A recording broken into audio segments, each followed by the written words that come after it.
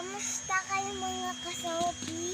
Nandito po kami kina Lola ko din kay masakit pakiramdam ko. Pero okay na ako buwas. Okay!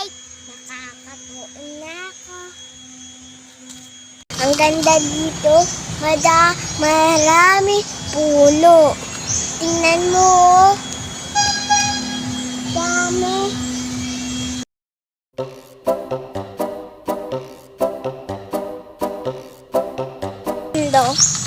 Maraming puno. At sa bahay namin, maraming puno. Tingnan mo guys, maraming linis.